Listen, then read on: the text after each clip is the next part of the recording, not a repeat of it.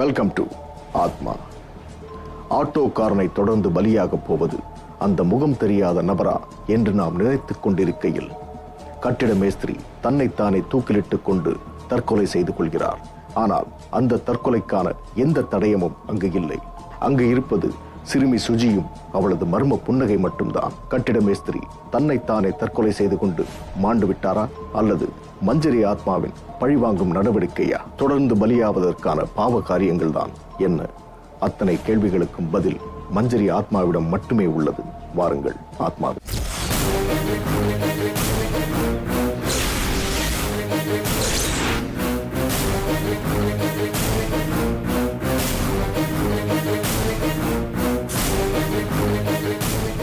இப்ப என்னங்க பண்ண போறீங்க? போலீஸுக்கு தான் இன்ஃபார்ம் பண்ணணும். மேகலா, நீ பாப்பாவை கூட்டிட்டு வீட்டுக்கு போ. என்ன, நான் ஆக வேண்டியதெல்லாம் பார்த்துட்டு வரேன். கிளம்பு.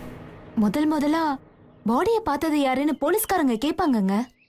அத நான் பார்த்தேன்னு சொல்லிக்கிறேன். நீ கிளம்ப. சுஜி வாமா.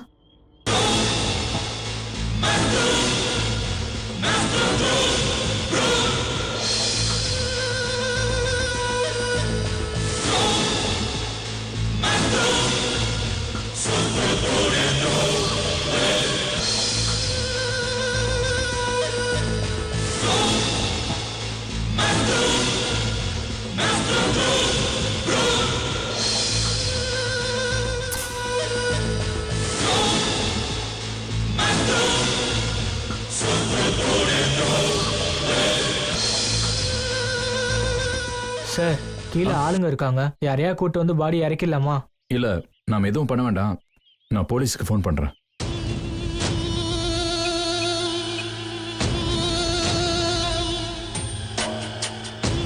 Hello, police station.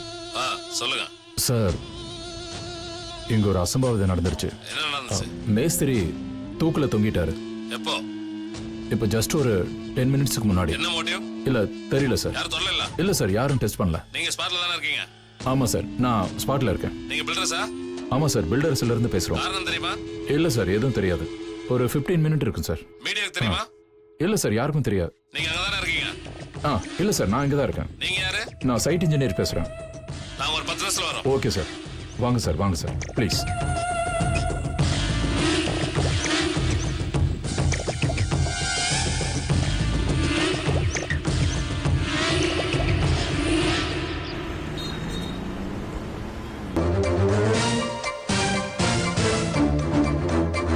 சுஜி, நீ எதுக்கு எங்களை விட்டுட்டு தனியா அங்கே இங்கன்னு போயிட்டு இருக்க?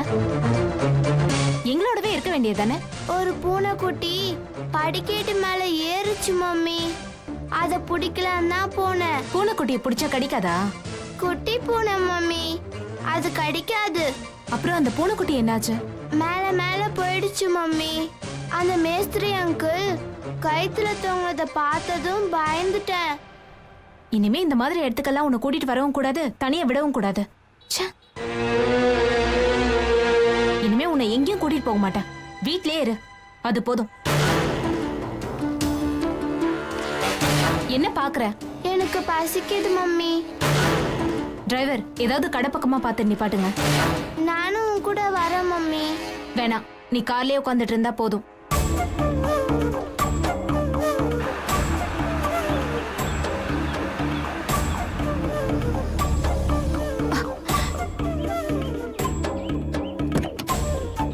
காருக்குள்ளே இருக்கணும், நான் வந்துருவேன். சரி மம்மி.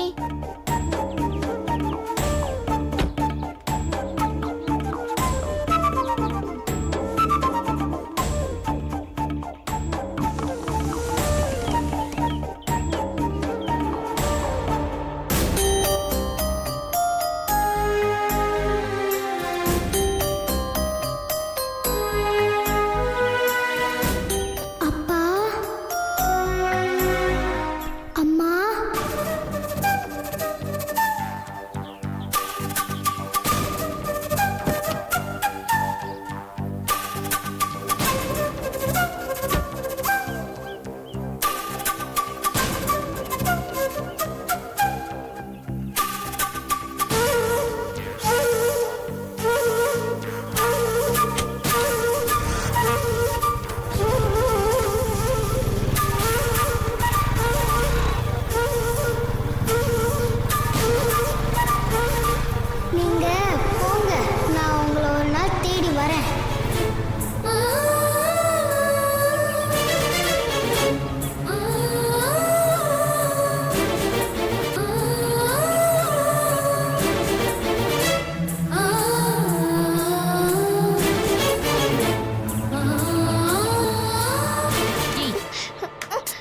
உன்கிட்ட என்ன சொன்னேன்?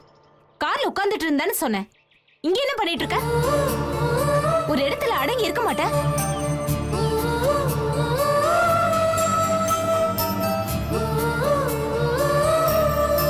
என்ன பாக்குற? இந்த வயசுலயே முறைக்கிறியா நீ? வா.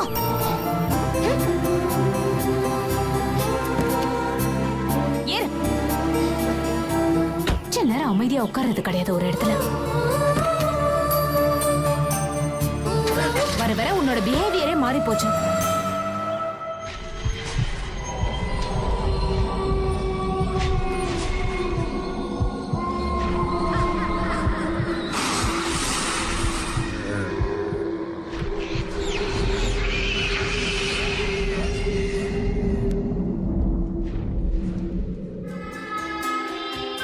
சுஜிமா, சாப்பிட ஏதாவது எடுத்துட்டு வரவா? எனக்கு ஒண்ணும் வேண்டாம். பசியோட படுத்துப்பியா? ஆமா. அப்படியெல்லாம் பசியோட படுக்க கூடாது. உனக்கு என்ன வேணும்னு சொல்லு, அம்மா செஞ்சு தரேன். எனக்கு பரோட்டாவும் கோழி கறியும் வேணும். போய் எடுத்துட்டு வா. சுஜி, நீ என்ன கேக்குற? பரோட்டாவும் கோழி கறியுமா? என்னைக்காவது நீ சாப்பிட்டிருக்கியா? நாம எப்பவும் வெஜிடேரியன் தானே சாப்பிடுவோம். இப்ப என்னென்னமோ கேட்டுட்டு இருக்க. என்னாச்சு உனக்கு? டிவில பார்த்தேன். இனிமே நீ டிவியே பார்க்க கூடாது. எந்திரி. எந்திரின்னு சொல்றல. இங்க என்ன பிரச்சனை? என்ன சண்டை? உங்க பொண்ணுக்கு சாப்பிட என்ன வேணும்னு கேளுங்க. பரோட்டாவும் கோழி கறியும் வேணுமா? போய் வாங்கிட்டு வந்து கொடுங்க. அப்படியே கேட்டா? சுஜி, அப்படியே கேட்டா? ஆமா, இதெல்லாம் ஏன் புதுசா கேக்குற? டிவில பார்த்தாலாங்க. இவளுக்கு எதுக்கு டிவியை போட்டு விட்ட?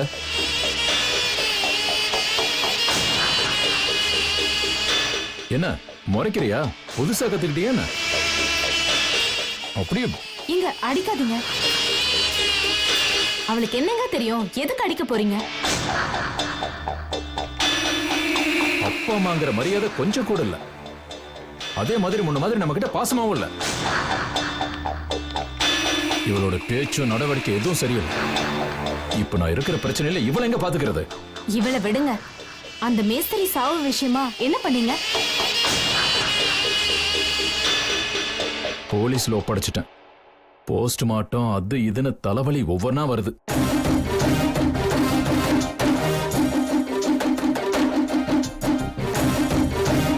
நீ உன்னோட ரூமுக்கு போ, நான் சாப்பாடு எடுத்துட்டு வரேன்.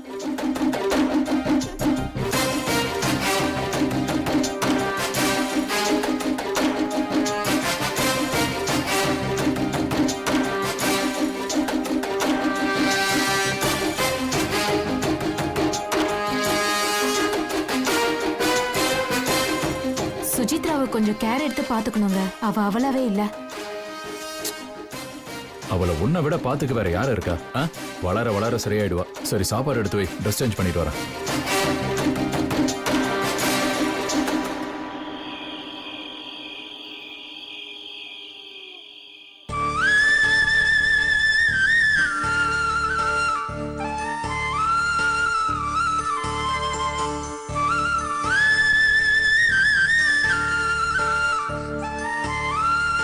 கவிதா, கவிதா, எழுந்துருமா. என்னங்க?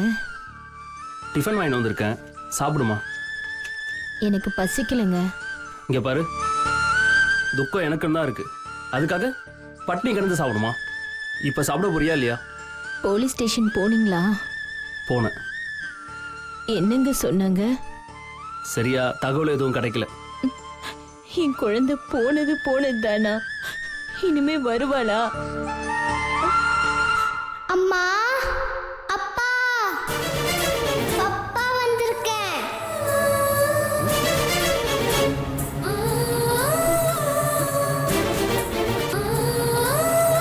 அம்மா,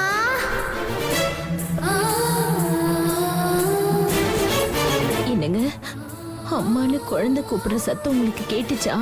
ஆமா, எனக்கும் கேட்டுச்சு. அப்பா, ஆ? அம்மா, அம்மா. என்னங்க, யாரோ ஒரு குழந்தைங்க நின்னுட்டு இருக்கு. வாங்க பார்க்கலாம்.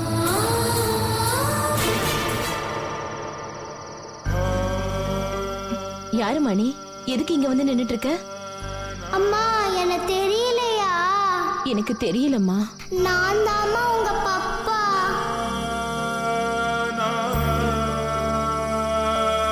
பப்பாவா? அது என் குழந்தையோட செல்ல பேருமா. நான் பப்பா தான்.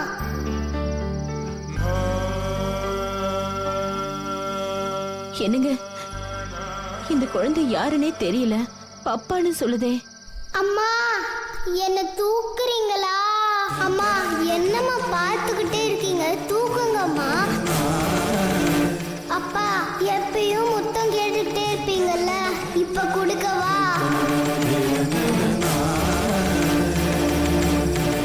தூக்குங்கம்மா. என்னங்க இது?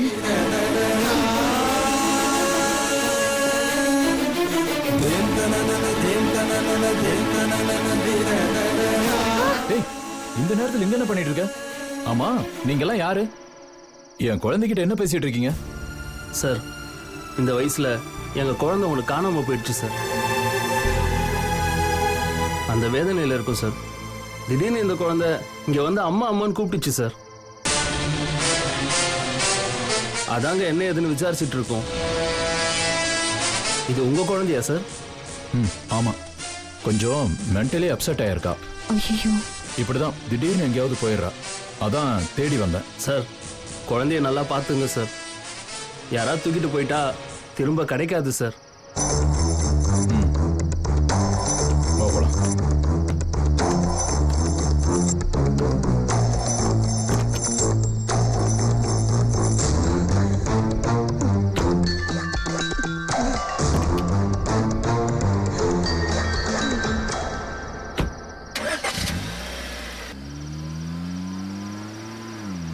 மஞ்சரியின் ஆத்மா பழிக்கு மட்டுமல்ல, பாசத்திற்காகவும் ஏங்கி தவித்துக் கொண்டிருக்கிறது. சுஜியின் ரூபத்தில் தன் தாய் தந்தையை சந்தித்துவிட்டு உண்மையை விளக்கலாம் என்று செல்லும் பொழுது சுஜியின் தந்தை அங்கு வந்துவிட மஞ்சரியின் ஆத்மா பாச போராட்டத்தால் தவித்துக் கொண்டிருக்கிறது. சந்தர்ப்பங்களும் சூழ்நிலைகளும் எதுவரை செல்லப் போகிறது?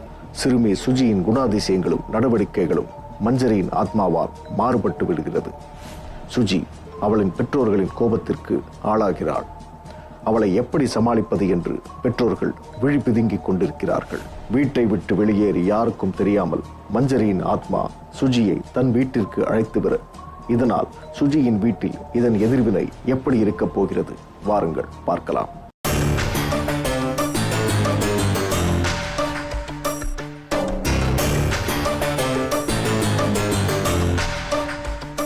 என்ன நடந்துச்சு? குழந்தைகிட்ட என்ன மாற்றத்தை கண்டீங்க? வழக்கமா பேசுற மாதிரி பேசுறது இல்ல டாக்டர். நாங்க இது வரைக்கும் அசைவமே சாப்பிட்டது கிடையாது. நேத்து ராத்திரி பரோட்டாவும் கோழிக்கறியும் கேக்குறா. டாக்டர், நைட்டு வீட்டை விட்டு வெளியே போயிட்டா. நேற்று ராத்திரி நான் தேடி பிடிச்சு கூட்டிட்டு வந்தேன்.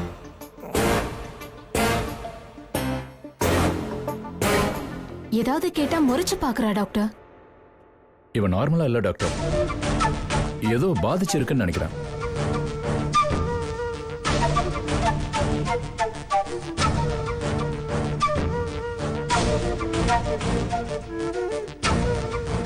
நீங்க கொஞ்சம் வெளியே வெயிட் பண்ணுங்க.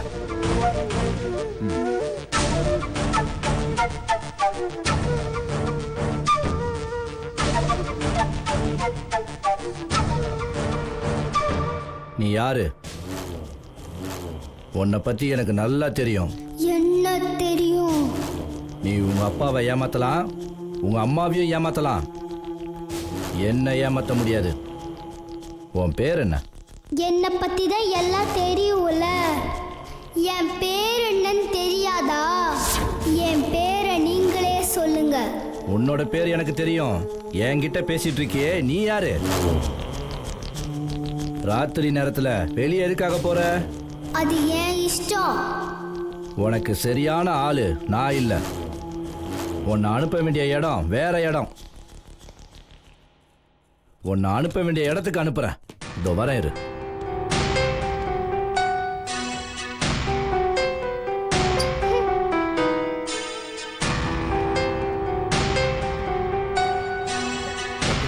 நீங்க சந்தேகப்பட்டது சரிதான். என்ன டாக்டர் சொல்றீங்க? உங்க பொண்ணு இப்ப நார்மலா இல்ல.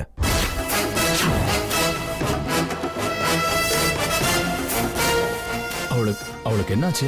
ஒரு டாக்டர் சொல்லக்கூடாத விஷயத்தை தான் நான் இப்ப சொல்ல போறேன். ஏன்னா மருத்துவத்தையும் கடந்த சில நம்ப முடியாத விஷயங்கள்லாம் இருக்கு. டாக்டர், நீங்க சொல்றத பார்த்தா உங்க குழந்தையோட உடம்புக்குள்ள வேற ஒரு ஆத்மா பேசிட்டு இருக்கு. இதுக்கு ட்ரீட்மெண்ட் கிடையாது. ஆத்மாக்களை விரட்டுற ஆட்கள் இருக்காங்க. அவங்க கிட்ட அழைச்சிட்டு போனீங்கன்னா பெட்டர்னு நினைக்கிறேன். டாக்டர், அந்த மாதிரி எனக்கு தெரிஞ்ச ஒருத்தர் இருக்காரு. அங்க நான் கூட்டிட்டு போறேன். உடனே செய்யுங்க. ஒரு நிமிஷம் இரு.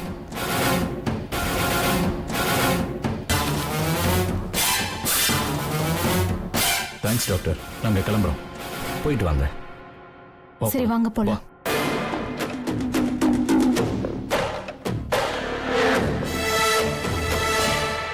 சிறுமி சுஜியின் விஷயத்தில் மருத்துவர் ஒரு மாற்று கருத்தை சொல்கிறார். அது சுஜியின் பெற்றோர்களுக்கு அதிர்ச்சியை ஏற்படுத்துகிறது. ஒரு சாமியாரை சந்தித்து சுஜியின் உடலில் புகுந்திருக்கும் ஆத்மாவை அழிக்கச் சொல்கிறார் மருத்துவர். சாமியாரை சந்திக்க சுஜியின் பெற்றோர்கள் செல்வார்களா? அப்படி சென்றால் மஞ்சரியின் ஆத்மாவிற்கு ஆபத்து ஏற்படுமா? பொதுவாக ஆத்மாக்கள் தங்கள் பழிகளை தீர்த்து கொள்ள யாரோ ஒருவரை தன் வசப்படுத்திக் கொள்ளும். அப்படித்தான் மஞ்சரியின் ஆத்மா சிறுமி சுஜியை தன்வசப்படுத்திக் கொண்டதற்கு ஏதோ ஒரு காரணம் இருக்கத்தான் வேண்டும். அதற்கான விடையும் சுஜியின் தந்தை ராஜ்குமாரிடம் ஒரு கேள்வியாக வந்து நிற்கிறது. அந்த கேள்விக்கு விடை கிடைக்குமா? வாருங்கள் பார்க்கலாம்.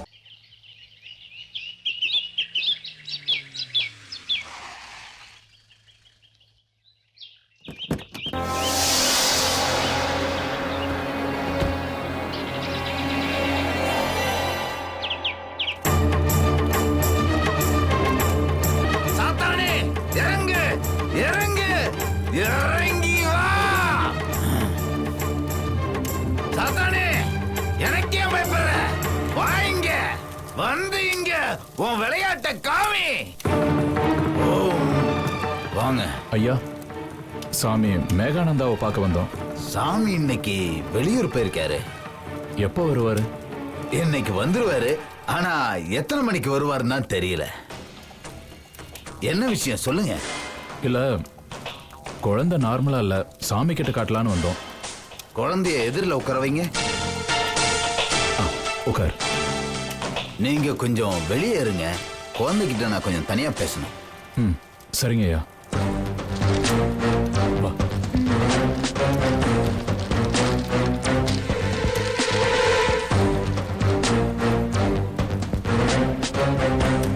நீ எங்க வந்திருக்கன்றது தெரியுமா உனக்கு? தெரியும். நான் யாருன்றது உனக்கு தெரியுமா? தெரியும். நீ யாருன்ற உண்மையை சொன்னா நான் தொந்தரவு செய்ய மாட்டேன். உனக்கு ஏதாவது வேணும்னா என்கிட்ட கேட்டு வாங்கிக்க. நீ யாரு? உன் பேர் என்ன சொல்லு. என் பேரு மஞ்சரி.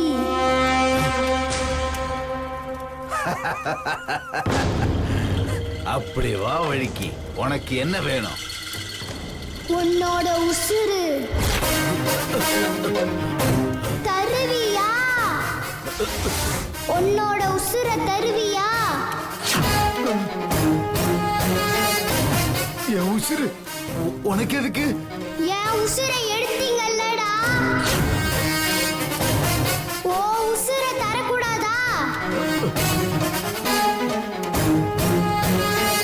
நீ என்னோட சக்தி என்னன்னு தெரியாம பேசிட்டு இருக்க. இப்ப பாரு, துண்ட காணும் துணிய காணும் ஓட போற.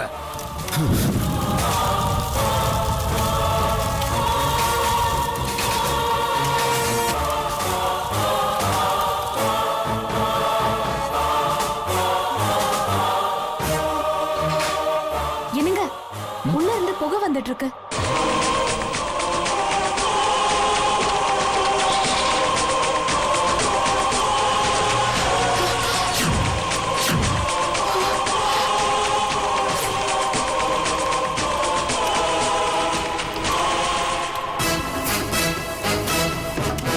சுஜி, என்னமாச்சு?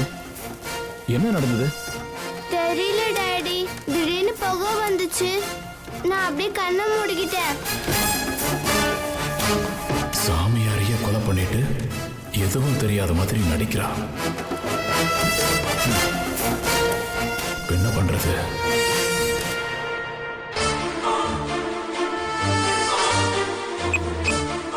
The mobile number you have dialed is currently not reachable. Please try again later. The mobile number you have dialed is currently not reachable.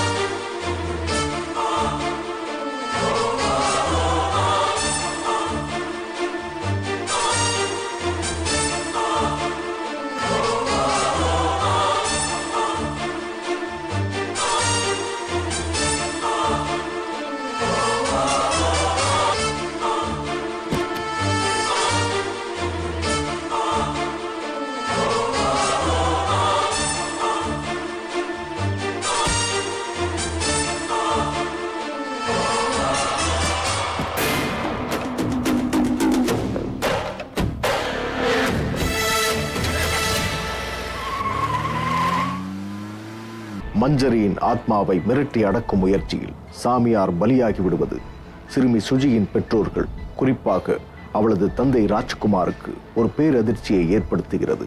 தொடர்ந்து வரும் துர்மரணங்களால் சுஜியின் தந்தை ராஜ்குமார் முகத்தில் ஒருவிதமான தடுமாற்றம் ஏற்படுகிறது. இதை நம்மால் உணர முடிகிறது. இதற்கு ஒரு மிகப்பெரிய காரணம் பின்புலமாக இருக்கிறது. அந்த காரணம்தான் என்ன? நாளை வரை காத்திருப்போம்.